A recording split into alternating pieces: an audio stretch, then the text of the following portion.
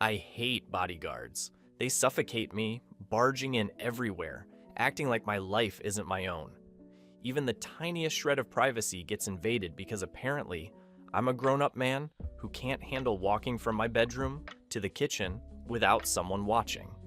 And yet, here I am, on my way to meet the fourth bodyguard this month. This endless list just goes on and on. There was Todd, who fainted mid-security drill after I accidentally tampered with all the alarm buttons at once. Tech-savvy for a reason. Sam stormed out after I locked him in the panic room to test his patience. He swore revenge through 3 angry emails before deleting his resignation letter entirely. And let's not forget Marcus, who quit after I drove the company car like it owed me money, weaving through the city just to see if he'd chase me. It wasn't childish, it was art, controlled chaos. I liked knowing exactly which buttons to push, which limits to test. They called me reckless, spoiled, and infuriating. My father called me impossible. I called it Monday. Why so many replacements? Because my uncle decided he wants the only heir of Drake Industries gone. And apparently, my father thinks the best response is to hire an army of strangers to keep me safe. Safe from what? From a guy who tried to take me out once? Okay, maybe twice. Yeah, that worked out well. For him. And now? Now I'm about to meet Kelix Ward, my fourth bodyguard. I was already sizing him up for sport. He was supposed to be like the others, a seasoned professional, ready to quit after a week or two. But from the moment he walked in, I realized this wasn't going to be easy. 33, ex-military, broad shoulders that made most men feel like children, and hazel eyes that could have been carved from stone. His jaw was set in a permanent line, stubble rough enough to scrape a reputation clean off anyone daring enough to smile at him. He didn't flinch when I leaned over the mahogany table, grinning, trying to unsettle him. But the first thing I noticed about him wasn't the broad shoulders or the rugged jawline that could have easily made him a tabloid headline. No, it was the calmness, the kind that suggested he had seen enough chaos to shrug it off without a twitch. That calmness would have been intimidating if I weren't used to intimidating people first. "You'll want to pay attention, Avron," my father said, voice clipped and precise, as he leaned against the edge of the mahogany desk like he owned the universe. Because technically, he did. This is Kelix Ward. He's here to keep you safe. No complaints, no theatrics. Understood. I arched an eyebrow. Safe, huh? Does that come with a warning label about getting bored? I smirked, folding my hands behind my head. Kelix didn't flinch. Not a twitch. Hazel eyes locked on me, expression unreadable. Body rigid but relaxed at the same time. The kind of man who probably spent half his life in boot camp and the other half walking through fire because fire wasn't afraid of him. My father sighed. Avron, don't test him. He's different. He won't quit. Not like the others. Different, huh? I said, swiveling in my chair. Guess we'll see. Kelix stepped forward, all broad shoulders and controlled energy. Try not to get yourself killed before lunch, he said flatly, tone almost bored. No smile, no amusement. Just a statement. I blinked. A statement. And here I was, used to getting reactions, panic, fear, laughter, resignation. Nothing had ever looked at me that way before. My chest tightened just a little, and I hated that. You don't know me, I said, smirking, standing just to pace the office. I tend to drive people insane, make them quit. Test every boundary. I gestured vaguely at the lavish space around us. You're in the presence of a professional chaos artist. Kelix's gaze didn't waver. I can handle it. Ha, could he though? Could anyone? I could almost hear the mental cogs turning behind that stoic mask. A challenge. Good. I liked challenges. I tried nudging him. Ever danced on the edge of a speeding yacht, Kelix? Bet you haven't. His expression remained neutral. His jaw tightened faintly. Not annoyed, not impressed, just steady, steadfast. The kind of stability that made me clench my fists in frustration and fascination all at once. "You'll find out I don't scare easily," I said, unable to stop the teasing, even though a small part of me wanted him to acknowledge the spark I was trying to ignite. "I'm not here to be scared," Kelix replied, voice low, steady. He didn't smile, he didn't blink, he just stood there like a living wall, and I wanted to climb over him, punch him, kiss him, all at once. Ridiculous, right? My father gave a final nod. "That's Kelix. Learn to work with him." He turned on his heel, leaving us in. Silence that hummed with tension. I paced again, plotting, thinking, eyes lingering on Kelix's sharp silhouette. The man was an enigma wrapped in discipline, and somehow my entire body was registering him as dangerously appealing. A puzzle I had to unravel, test, push. "This is going to be fun," I muttered, more to myself than him. And inside, I knew it wasn't just fun. It was a game that could very well burn me if I lost. But I planned to win. First stunt? He would notice it all right. And I'd be watching him just as closely, noticing every flicker of muscle, every shift in stance. "Kelix Ward, welcome to my world. I was going to break you, or at least try.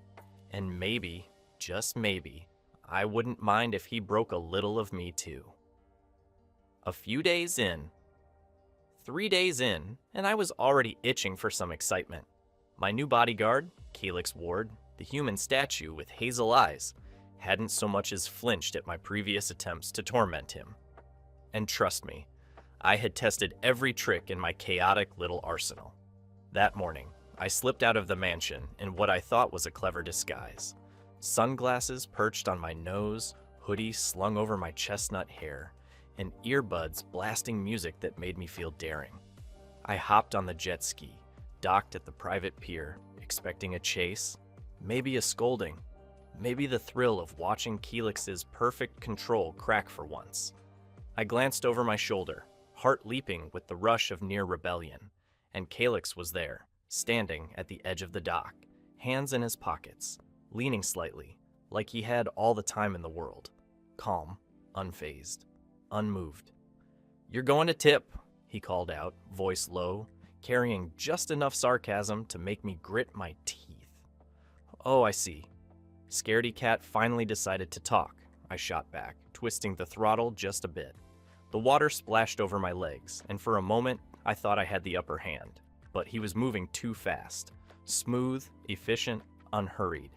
He leapt onto the jet ski with me, the slightest touch of his hand on my arm sending a thrill straight through my chest.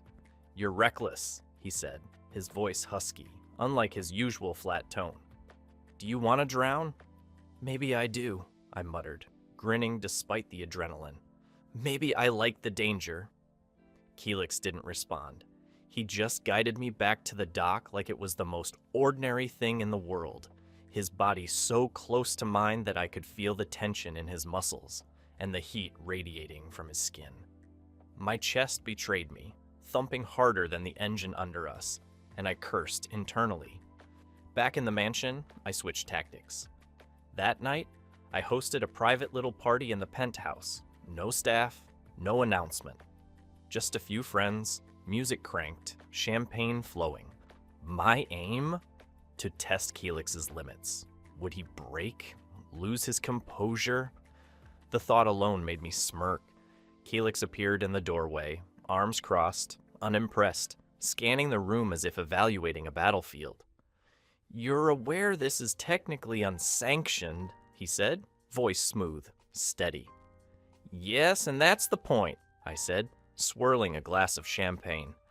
I couldn't stop sneaking glances at him. There was something magnetic about the way he moved, the way he held himself apart from the chaos I created. That controlled strength of his. It unnerved me in a very delicious way.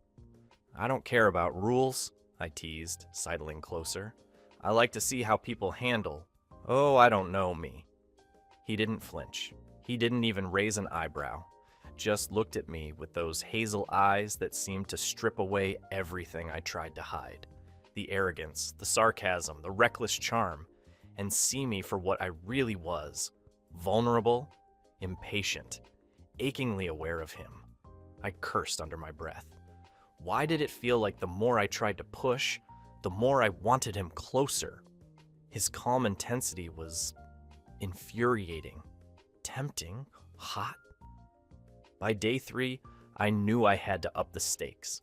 I was dying to see the spark in his eye, the tiniest flicker of concern, of anger, of something.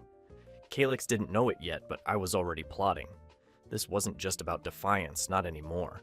It was about testing limits, his and mine, and seeing just how far this fiery, infuriating chemistry could go. Because one thing was certain: Kelix Ward wasn't like the others, and I was more than curious to find out exactly why. 1 month later, the sun was high, glaring off the yacht's polished deck, and I was bored out of my mind. It was my birthday, which, in theory, should have been exciting, but my father had turned it into a celebration of himself.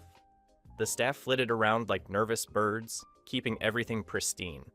Guards hovered at every corner, and of course, Kelix Ward was there, a silent sentinel. Every step I took mirrored, every glance tracked. I had barely touched my champagne glass before I tossed it aside. 1 month, and all my plotting against that tough nut of my bodyguard went in vain. Enough. I needed air, freedom, something, anything. I ignored Kelix's shadowing, weaving past him toward the edge of the deck. "You don't want to," he started, his voice low, warning but concerned in tone. But I'd already vaulted over the railing, chest first, into the waves. Water swallowed me instantly, cold and shocking. I kicked, laughed, and flailed like a maniac. For a moment it was glorious, pure exhilaration. Then the current grabbed me, dragging me far from the yacht, twisting and tossing me in its chaotic rhythm. Panic hit like a punch. My lungs burned. My limbs flailed uselessly. I realized in a horrifying instant that I was powerless, vulnerable, and worse, I was terrified. And then I felt it, someone's hand on my arm, firm, unyielding, pulling me up, over, through the waves. Kelix, my infuriatingly composed, impossibly strong bodyguard. Hazel eyes locked on mine for a split second, calm but focused, commanding me to stop thrashing. When I first started coming to, the world was a blur of sun, salt, and sharp pain radiating from every limb. My head throbbed, lungs burned, and then there was him, Kelix, mouth pressed to mine in the strangest, most humiliating, life-saving way possible. CPR. I knew it was CPR, but somewhere between coughing and gagging, my brain short-circuited. Before I could stop myself, I leaned forward, pressing a frantic, almost mischievous kiss against his mouth. His hazel eyes widened, not with surprise, but with controlled restraint. And then, in a move that was all strength and discipline, he pushed me back. I coughed and laughed, a wet, hoarse, ridiculous sound. You don't have to do everything so professionally," I rasped, wiping salt water from my lips.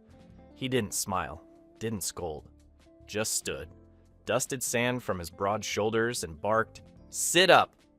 We need to move." Move? Oh, sure, as if I could magically transform from drowned, half-dead heir to survivalist hero. But Kelix didn't wait for me to protest. Neither is he scolding me for my move. He was still behaving like my bodyguard. He surveyed the small stretch of beach, scanning the tree line. Then his eyes settled on some fallen palm fronds. "Shelter first," he instructed, voice clipped. "You gather the fronds." "I'll start a frame with these branches." "Yeah, of course, since we didn't know how long it would take for Dad to rescue us." I groaned. "You realize I'm usually the one issuing commands, right? Not following them like some novice survivalist?" Kelix didn't blink. He simply handed me a few long branches, his hands brushing mine briefly. That brief touch, electric and frustrating, made me shiver despite the sweat and salt drying on my skin. "Try not to trip," he muttered, voice low, almost bored, but I could hear the tension beneath it. I stumbled. Of course, I stumbled. Of course, I tripped over a root that was practically begging to ruin me. Kelix's hand shot out, steadying me by the forearm, and I felt something twist deep in my chest. A mix of gratitude, embarrassment, and that infuriating pull I couldn't name. "See? Still useful," I said, voice strained but teasing, "even if it is by accident." "Barely," he replied, almost deadpan, but his eyes lingered on mine just a second too long, enough to make my pulse spike. Hours passed in a flurry of cooperation, bickering, and begrudging laughter. I attempted to help him fish using a makeshift spear. He corrected my stance once, twice, 3 times. By the 4th attempt, I caught a small fish, more luck than skill, and he gave the faintest nod of approval. I nearly tripped again, trying to celebrate. Night fell fast. We sat by a small fire he had coaxed into life, smoke curling around our tired bodies. I leaned back against a large boulder, brushing sand from my hair. Kelix moved to sit a few feet away, still close enough to make my chest tighten uncomfortably. I caught him watching me, not looking away, just observing. The way his gaze followed the small movements I made, the subtle shifts in my posture, the slight grimace when my ankle protested from earlier tumbles. My stomach twisted in a way that made me want to curse and laugh at the same time. "What?" I finally asked, attempting casual nonchalance, though my voice betrayed me. He didn't answer immediately, just tilted his head slightly, unreadable, then finally, "You need rest." I huffed, annoyed and flushed. "I know that. You don't have to sound like my mother." And yet, I didn't look away from him. I couldn't. There was something magnetic about the way he carried himself, the effortless strength, the unwavering control, the subtle awareness of me. Frustrating, hot, infuriating. I leaned back against the rock again, more carefully this time, muscles aching, heart pounding for reasons beyond exhaustion. He was always 2 steps ahead, yet somehow, he made me feel needed, seen, powerless in the best and worst ways. And as the firelight flickered across his chiseled features, my pulse kept betraying me. My chest tightened, my mind raced, and I realized with a mix of frustration and something dangerously like admiration that I had never been so helpless, or so aware of someone else before. This was going to be a long, long night. 3 days later, the tension between us had reached a boiling point by the 3rd day. It wasn't just survival anymore, it was personal. My frustration at being powerless collided with Kelix's unyielding calm, but something has cracked in his usual tough demeanor. "Avron, stop tying that knot wrong," Kelix said, voice soft. "It's gonna snap if you don't pull it tight enough." I huffed, yanking the rope in what I thought was the correct way, only for it to tangle in my hands. "Oh, so now I'm the incompetent one, huh? That's rich coming from someone who tied himself into a mess of tent stakes yesterday." Kelix didn't rise to the bait, just lifted an eyebrow, a flicker of amusement in those steely hazel eyes. That was different. I wasn't distracted by... His gaze flicked to mine, and I caught a flash of something that made my chest tighten. Desire? Admiration? I wasn't sure, and the uncertainty was maddening. I shoved the rope into my backpack, muttering under my breath, "You think you're so untouchable." He tilted his head, lips twitching. "Maybe I am. Or maybe you're just..." Distracted, I blinked. Is my bodyguard teasing me? Heat pricked my ears and I scowled, looking anywhere but at him. Distracted? By what? "I'm clearly focused on survival," I declared, though the flutter in my stomach betrayed me. The first gusts of wind came as we argued, gentle at first but insistent, teasing the leaves around our makeshift shelter. By nightfall, the storm had arrived in full force. Rain battered the island. The wind howled like a living thing, and the shelter we'd built together groaned and threatened to collapse. "Move closer!" Kelix yelled, pulling me toward the wall that was barely holding. Water seeped through the roof, soaking us both. I slipped, arms flailing, and he caught me effortlessly, his grip firm, steady, warm. "Hold on. Don't let go," he commanded, his voice soft and protective. I pressed against him instinctively, trying not to notice how much of him pressed back. The storm was merciless, but so was the pull between us, electric and confusing. I could feel the tension in his body, every muscle alert, every motion precise, and yet there was a softness in the way he held me that I hadn't expected. The rain stung my face, salt and water mixing, but all I could focus on was him. I dared a glance. Up. His eyes met mine, intense and unreadable, and in a moment, I didn't think through. I kissed him. Desperate, messy, impulsive. My lips collided with his, and the world, wind, rain, fear, danger, blurred into a chaotic, burning heat. Kelix didn't resist entirely, but his hands were tense, unsure, as if he was trying to maintain some professional boundary while the storm raged between us. The kiss was brief, rough, and confusing, leaving me breathless and disoriented. I pulled back first, coughing, my heart hammering like I'd run a mile.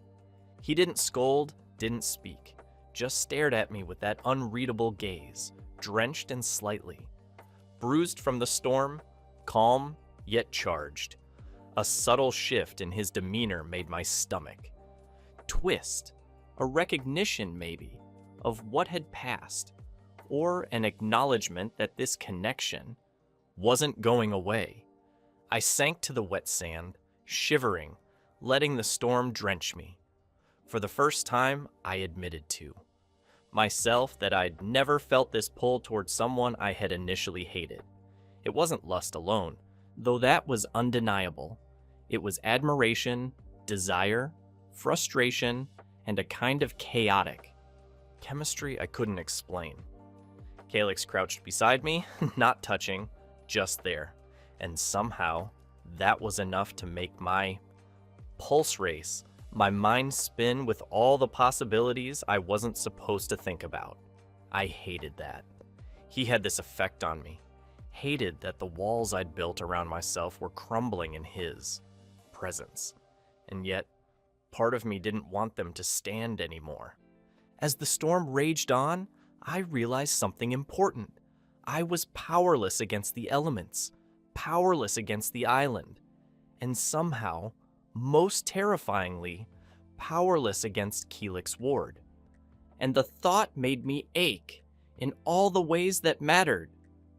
Fourth day. By the fourth day on the island, the adrenaline of the storm had faded, replaced by the monotonous rhythm of survival. I woke to the sound of waves crashing and the scent of damp. "Earth, morning," I said, brushing sand off my clothes and trying to act casual. "Did you sleep well, or were you standing guard all night?" He didn't look up. "Sleep is a luxury," he said, voice calm, neutral. "Water needs fetching, firewood needs stacking, fish need catching." Your choice of which to start with, I rolled my eyes. So practical. You know, for someone who watches me like I'm some endangered species, you're terrifyingly organized. He finally glanced at me, a hint of a smirk tugging at the corner of his mouth. "You're a view for sore eyes on this damn isolated island." What? Did he just flirt? Fishing became our morning ritual. I flailed half the time, tripping over rocks or slipping into shallow pools, while Kelix caught fish with ease, every move confident, strong, purposeful. When he handed me one to gut, our hands brushed. I flinched, and he looked down, eyes softening for the briefest instant. A jolt of warmth pulsed through me. I tried to shrug it off, muttering something about his obsession with efficiency, but inside, I couldn't stop replaying that touch. Bathing in a freshwater stream became another exercise in awkward proximity. I protested, mostly for appearances. "You don't have to watch me. I said, already knowing I'd end up leaning against him accidentally, slipping in the current, and feeling the brush of his hands on my back. I'm perfectly capable of not drowning on my own. Kelix didn't respond with words. He simply guided me gently, steadying me, pressing just enough to be noticeable, but not inappropriate. The closeness was suffocating and thrilling all at once. I hated that he could do that to me with a single touch, but I also didn't. And Kelix? He didn't seem like a bodyguard to me in that moment. He was caring for me as if he... Stop, Avron. You're reading too much into the line. Days of survival had built trust, though. I noticed the small ways he cared. Tying my ankle after a stumble, sharing rations when he noticed I was hungry, waiting silently when I hesitated over a task. Stoicism, it seemed, didn't mean lack of feeling. And that realization twisted in me. Equal parts admiration and desire. During one walk along the jagged shoreline, I stumbled over a sharp rock and yelped. Kelix's hand shot out, catching my wrist, steadying me before I could fall. I glared at him, exasperated and embarrassed. You're always saving me. I'm beginning to think this island is just an elaborate ploy to make me depend on you.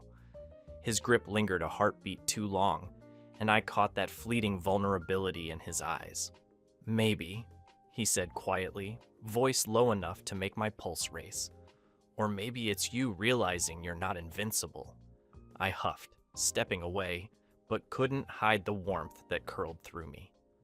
I'm not invincible, huh? Good thing you're here to remind me. My lips twitched with a mischievous grin, but my chest thudded hard against my ribs. Later, as we sat by the fire, drying our clothes and sharing the meager catch of the day, I let my guard slip just a little. You know, I murmured, for a man who refuses to show emotion, you're careful. Careful in a way I didn't expect.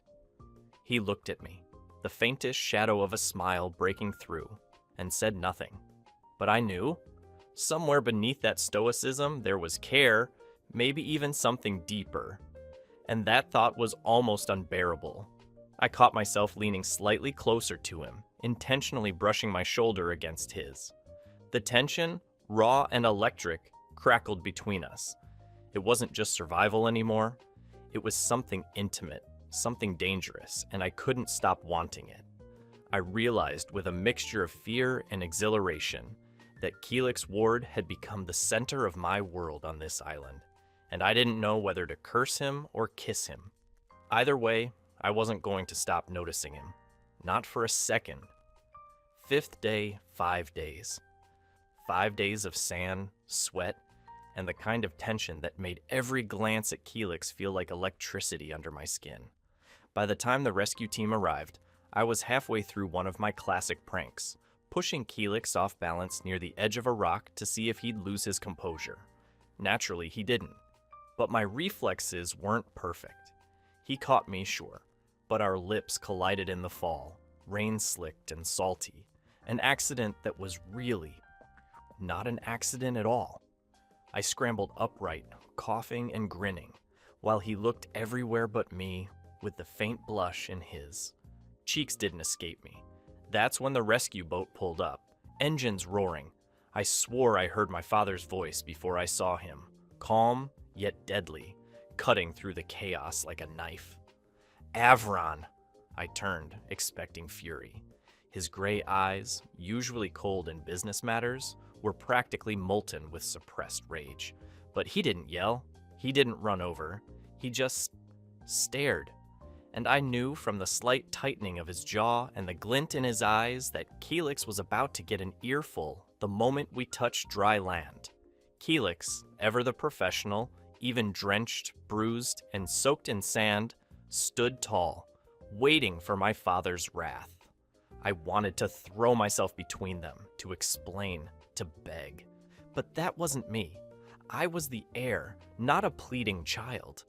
As soon as we were on the yacht dock, my father stepped forward, his calm voice colder than ice. Kelix Ward, pack your things. Your services are no longer required. Kelix's jaw tightened, but he didn't argue.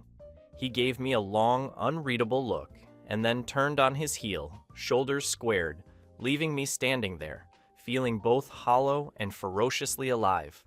I wanted to grab him, to pull him back, to demand we talk about what had happened on that godforsaken island, but I was frozen by my father's gaze, the unspoken authority pressing down. "Avron," my father said finally, voice low, deliberate. "We'll discuss your behavior later." I wanted to scoff, to roll my argue, but I just nodded, biting my lips that felt brittle and small. My mind was already on Kelix, his steady hands, the strength in his arms, the way he'd held me when I'd been reckless, helpless, terrified. As Kelix walked away from me, I felt a pang of anger and longing. Anger at my father for interfering, frustration at the situation, and a sharp, undeniable ache in my chest for Kelix himself. He didn't look back, didn't wave, didn't even give me the hint of reassurance I secretly craved. And that only made the desire worse. Back in civilization, the fallout was immediate. Whispers followed me in the halls of my father's office. Colleagues, assistants, even the staff. All eyes lingered a little too long, eyebrows raised in curiosity or judgment. Rumors bloomed like wildfire. Drake heir caught in scandal with ex-bodyguard. Kelix ward fired after unprofessional conduct. Avron Drake's recklessness endangers staff. I heard it all. And I didn't care. Well, not entirely. I cared because it meant Kelix was being maligned silently, and I couldn't protect him from this nonsense without defying my father outright. But more than that, I cared because it meant I had to face my own feelings. I'd spent the last 2 weeks hiding behind teasing, pranks, and my usual smug confidence. But now it was bare, raw. I realized I wasn't angry at Kelix. I wasn't even frustrated at him. I was frustrated at myself for letting my heart and desire decide what it wanted while my mind still obeyed my father's rules. I was longing for him in a way that defied logic, maturity, and every principle I had about control. Sitting in the car back to the city, I clenched my hands, replaying the island in my mind. The storm, the survival, the shared warmth, the stolen touches, the brief, impossible kiss. I knew I had to see him again. I didn't know when, or how, or if it would even be possible with my father's shadow looming over every move. But I had to. Kelix Ward had become more than a bodyguard, more than a distraction. He was my anchor in the chaos I had willingly walked into, and walking away from him felt impossible. And somewhere deep down, I knew that whatever came next, I couldn't just let him disappear without a fight. Not now, not ever. 1 month later. A month had passed since the island, and I'd spent most of them miserable. Life without Kelix felt like a half-empty vessel I couldn't shake. I'd stopped sabotaging the new bodyguard my father assigned after Kelix, mostly because I'd lost the energy for pranks, but also because none of them had Kelix's presence. None of them could make me feel simultaneously alive and completely undone. My appetite had dwindled, my focus waned, and even when my father tried initiating conversation, I responded in short, clipped monosyllables. Nothing he said could reach me anymore. And now, Father was pestering me to step up and take responsibility for our company.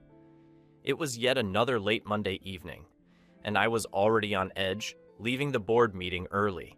My father had been grilling me over the phone for it like I was still a child. "Avron, you can't just walk out." His voice boomed through the speaker of my phone as I walked toward my car. "I know Father, but..." I started while driving my car, but my words froze mid-sentence when a sleek black car swerved hard into mine from the side. The impact rattled me, and I yelled, heart hammering, "What the... Avron! What's happening?" My father's voice screamed through the line, panic spiking in every word. I'm under attack." My voice trembled, the words barely audible over the screech of brakes and metal crunching. "Where's the new bodyguard?" "The one I just hired?" he demanded, desperation cracking his usually commanding tone. I froze, realization hitting me like a punch.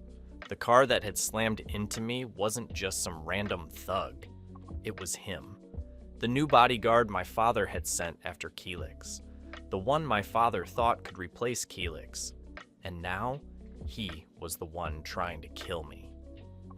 "Father, it's him." "The new guy, he's attacking me," I gasped, fumbling with my steering wheel as the assassin tried ramming me off the road. My pulse raced. Every instinct screamed to run, but I had nowhere to go in the narrow street.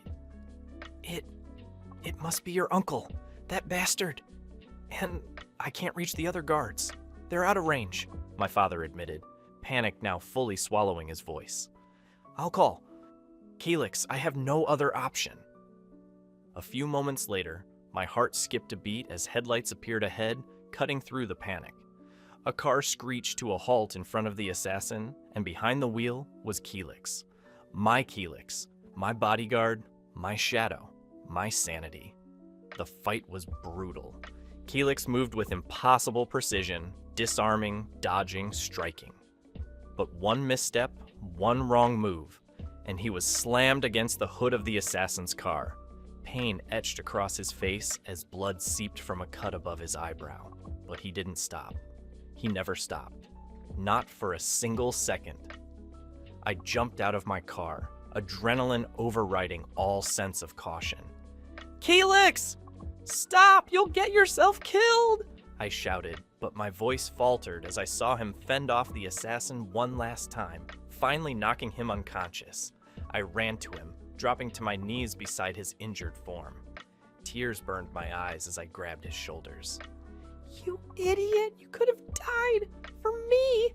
I choked, my heart shattering at the thought. He smiled, weak, bloody, but smiling nonetheless.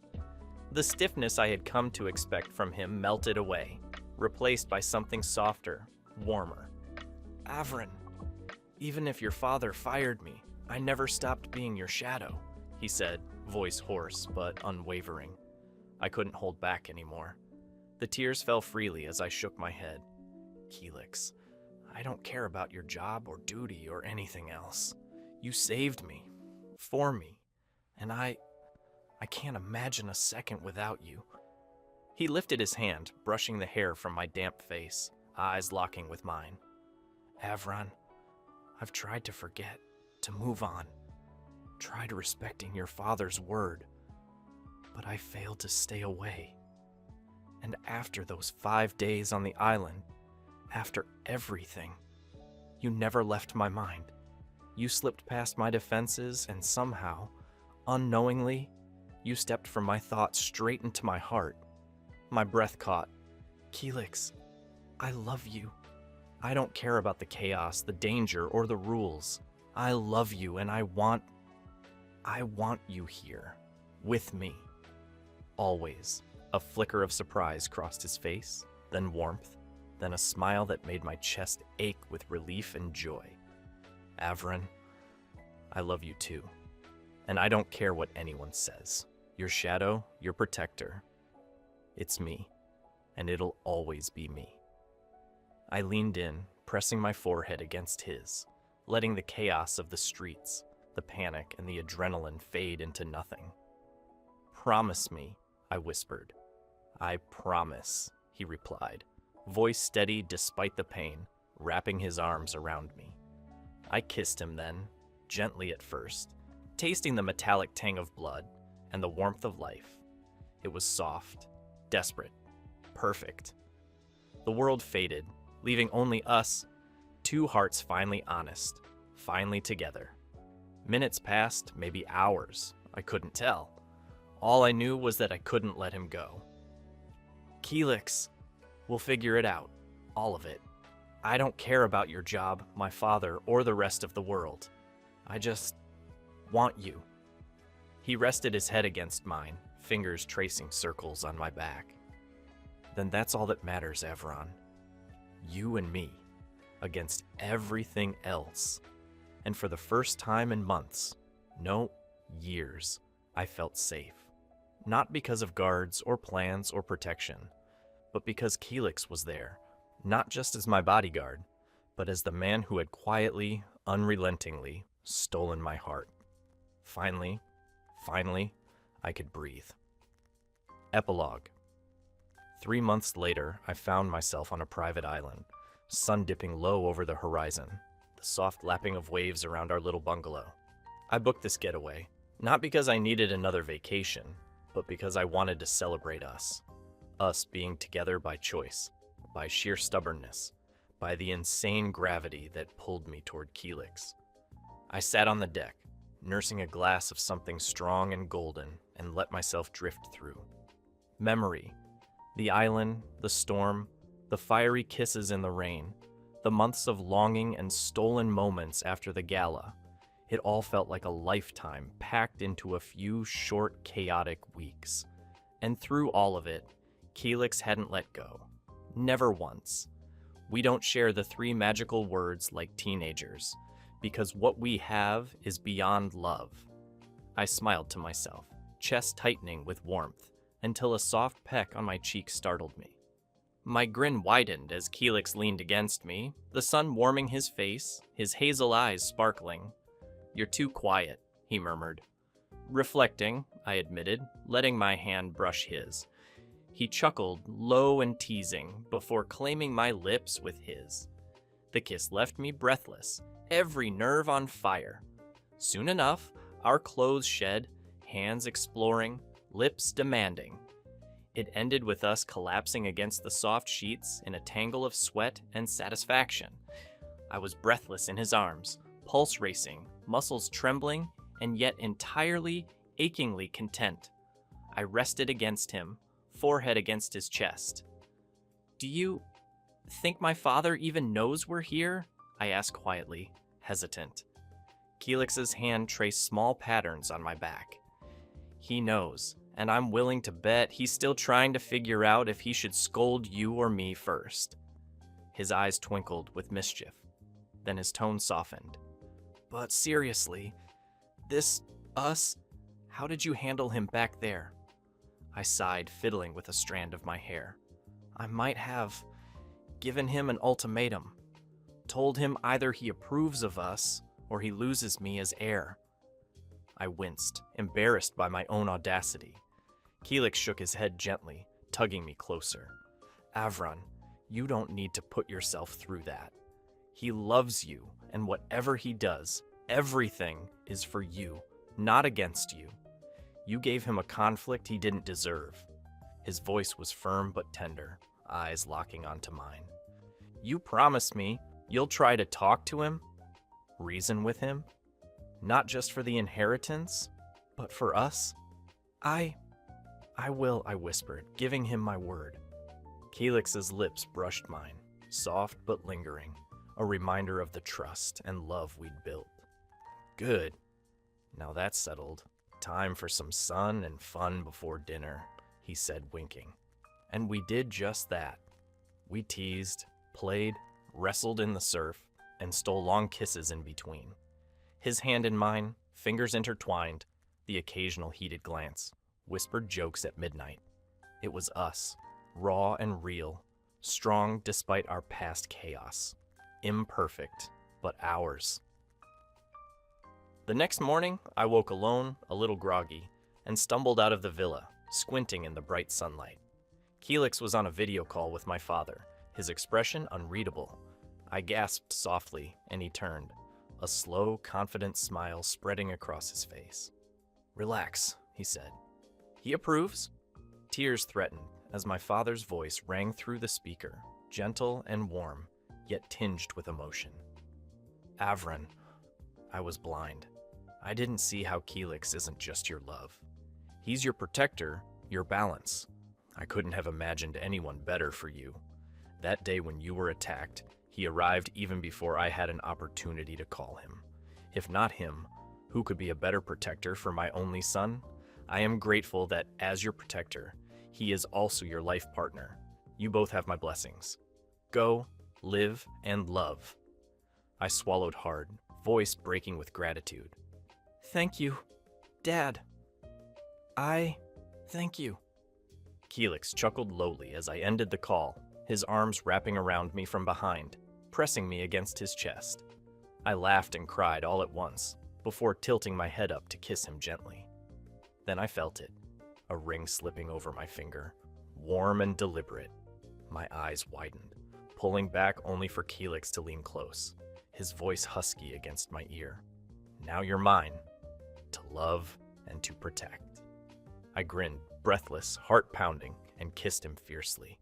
The wind swept around us, carrying the ocean's roar like a promise. Here we were, stranded once, desire sparking danger, now standing together by choice, stronger and wilder for all we'd survived. Kelix held me close, his hand on my back, eyes smoldering, and I rested my head against his chest, listening to the steady rhythm of his heart. For the first time, I felt entirely free to want, to love, and to be loved in return. I laughed softly, breathless, teasing him. If we ever get stranded again, Kelix. He chuckled, pressing a kiss to my temple. Then I'll save your ass. Again. And get rewarded for it, I added, smiling against his lips. He just grinned, and we watched the horizon together, ready for whatever came next, together. The end. Ever had someone drive you absolutely crazy, then completely steal your heart, like Avron and Kelix on that island? Thanks for watching. Subscribe to become part of our Rainbow Force, and consider joining our membership for early access and exclusive content. Stay wholesome.